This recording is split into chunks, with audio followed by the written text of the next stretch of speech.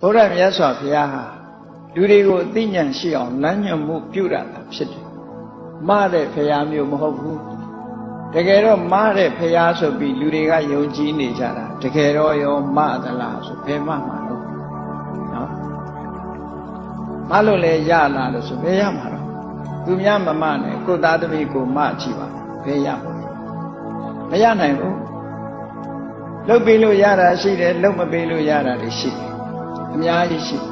ဒါကြောင့်မို့လို့တရားဝါတွေဟာစုကြုံနေမြင့်ကွဲပြားခြားနာပြီးတော့နေကြတာဘယ်သူအပေါ်မှာ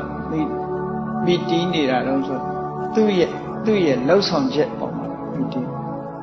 တရားဝါသီးသီးရဲ့လှုပ်ဆောင်ချက်တွေကိုကံတရားလို့ခေါ်တာကိုလှုပ်တာကိုယ့်ရဲ့ကံတရားပဲတချို့ကကံကောင်းမှုမျှော်လင့်နေတယ်လှုပ်တာကြတော့အကောင်းမလုပ်ချင်ဘူးနော်ကောင်းတဲ့အမှုတွေကိုမပြုဘဲနဲ့ကောင်းတဲ့ကံကိုစောင့်စားနေလို့ကတော့ဘယ်တော့မှရလာမှာမဟုတ်ဘူး။ကံကောင်းရင်ကောင်းတဲ့အလုပ်တွေကိုလုပ်နေဒါကံကောင်းနေတာပဲ။ဒါကြောင့်မို့လို့ဆရာတော်ကြီးတွေကဆုံးပါတယ်။အေးကံကောင်းရင်အလုပ်ကောင်းရမယ်လို့ပြောတာ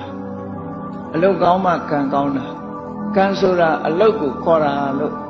ဒီလိုနားလည်အောင်ဆုံးမအောင်လာပြကြ။အဲ့ဒီကံဆိုတဲ့နေရာမှာလည်းပဲကံဟုမူလတန်ဗုဒ္ဓတို့ဟောပြသည်မှာအရင်သာရှိကံတရားဆိုတာဟာမူလဘုဒ္ဓအခြေခံအနေနဲ့သာဖြစ်တာသို့တော့ဉာဏ်နဲ့ဝီရိယကလွှမ်းမိုးထားနိုင်တယ်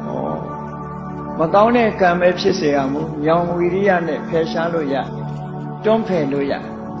မကောင်းတဲ့ကံကိုပပျောက်သွားအောင်ဉာဏ်ဝီရိယနဲ့လည်းကြိုးစားလို့ရ